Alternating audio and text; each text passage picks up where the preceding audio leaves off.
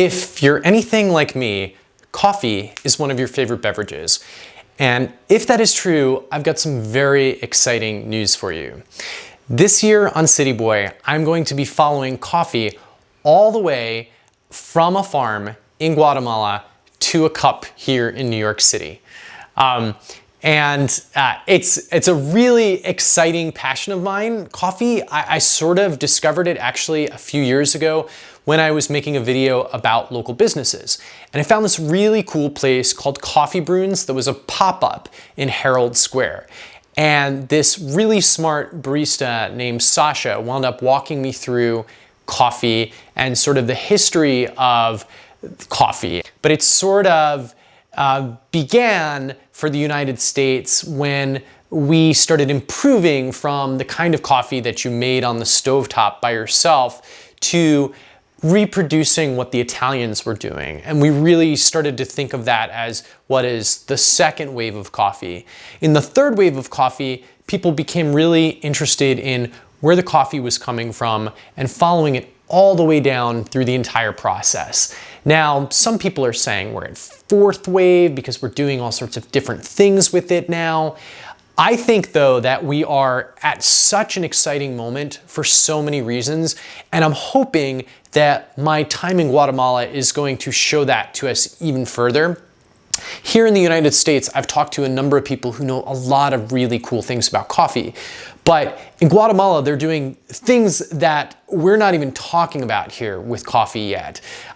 They're producing primarily two kinds of beans there. Arabica beans, which are the beans that like all the high-end coffee shops will tell you about, and then Robusta beans, which up until recently have been considered to be a commodity bean.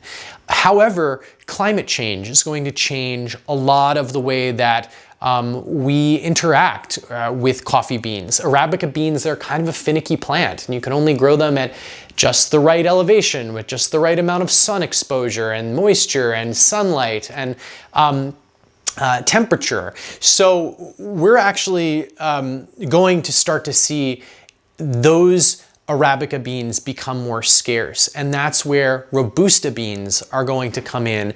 Now, a lot of times people sort of view them as not as good, but somebody recently explained it to me as like, think of like the Robusta bean as like the kid on the block that didn't really come from a good family and went to like a school with not as many privileges, but had so much potential, was just, you know, super smart. And if they'd only gotten that little bit of extra attention, what could they have become? Well, meanwhile, the Arabica bean, which is like, you know, I said, this sort of fickle plant, we have just lavished it with research and attention and money. And it's a really exciting thing where we're at with the Arabica bean, where we're able to say, okay, this particular bean was grown in this particular region and exposed to these kinds of elements, and so it's going to be a more mellow flavor, or it's going to have a chocolatey note, or it's going to be sort of like, you know, appley, all these different ways that people are starting to talk about coffee, which are super exciting and reminiscent of the ways that people started talking about wine in the United States in the 1990s. But we're talking about such a small little piece of the puzzle right now because we're only talking about one bean. And in Guatemala, they're actually starting to interact with these Robusta beans, which were considered to be, you know, just total, you know, filler for a long time by Americans.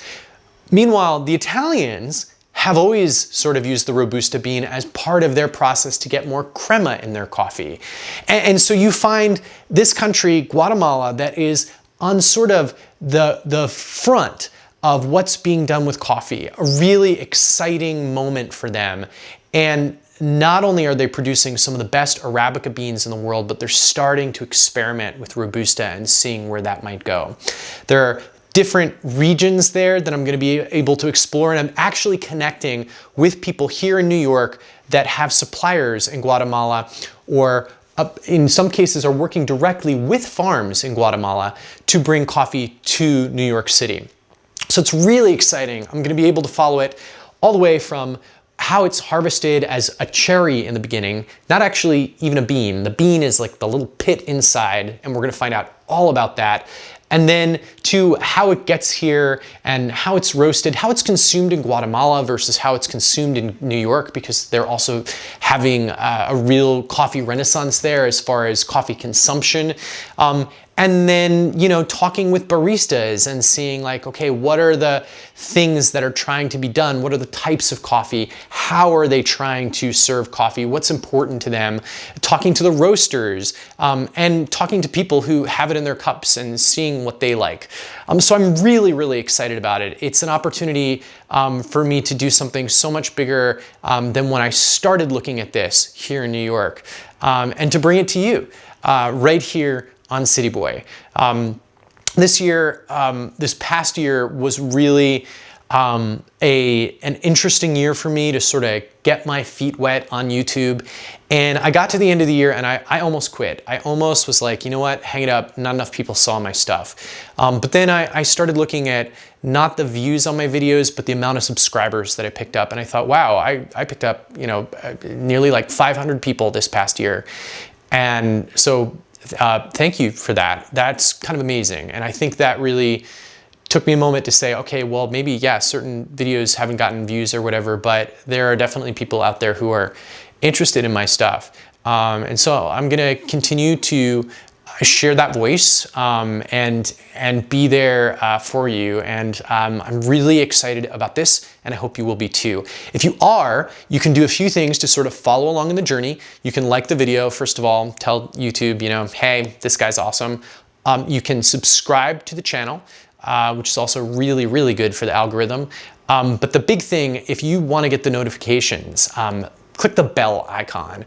That will tell you every time a new video comes up on YouTube, because otherwise, if you subscribe, you may see some of the videos, but if you actually hit the bell and you know, are notified, you'll be able to get every single video that I'm producing about the coffee and follow me along this journey.